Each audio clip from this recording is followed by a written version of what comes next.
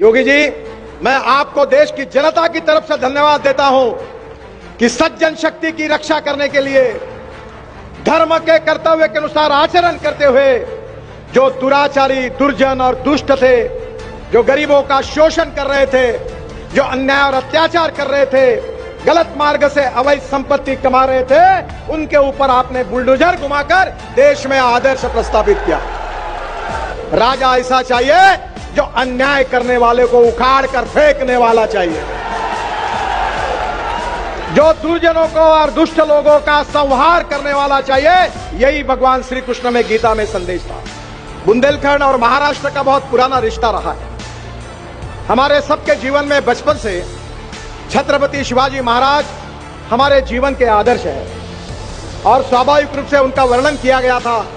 यशवंत, कीर्तिवंत, वरदवंत, सामर्थ्यवंत, जानता राजा, निश्चय का महामेरु, बहुत जनासी आधारु, अखंड स्थिति का निर्धारु, श्रीमंत योगी।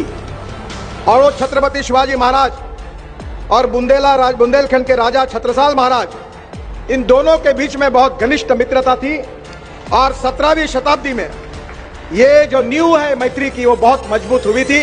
वो देश के इतिहास में बहुत महत्वपूर्ण है। ये वीरों की भूमि है और इसी भूमि पर एक इतिहास बना रहे हमारे योगी जी। मैं आज देश की जनता की तरफ से उनको धन्यवाद दूंगा कि भगवान श्री कृष्ण ने भगवत गीता में एक बात कही, वो योगी जी के काम को देखकर याद आती है। परित्राणाय साधूनां विनाशाय च दुष्कृतां धर्म संस्थापनार्थाय संभवामि युगे युगे।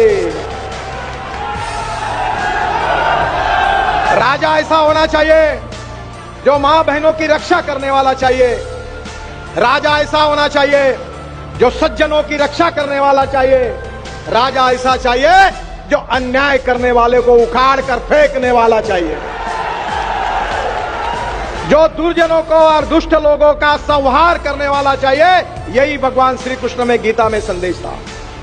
योगी जी, मैं आपको देश की जनता की तरफ से धन्यवाद देता हूं कि सज्जन शक्ति की रक्षा करने के लिए धर्म के कर्तव्य के अनुसार आचरण करते हुए जो दुराचारी, दुर्जन और दुष्ट थे, जो गरीबों का शोषण कर रहे थे, जो अन्याय और अत्याचार कर रहे थे, गलत मार्ग से अवैध संपत्ति कमा रहे थे, उनके ऊपर आपने बुलडोजर घुमाकर देश में आदर्श प्रस्तावित किया।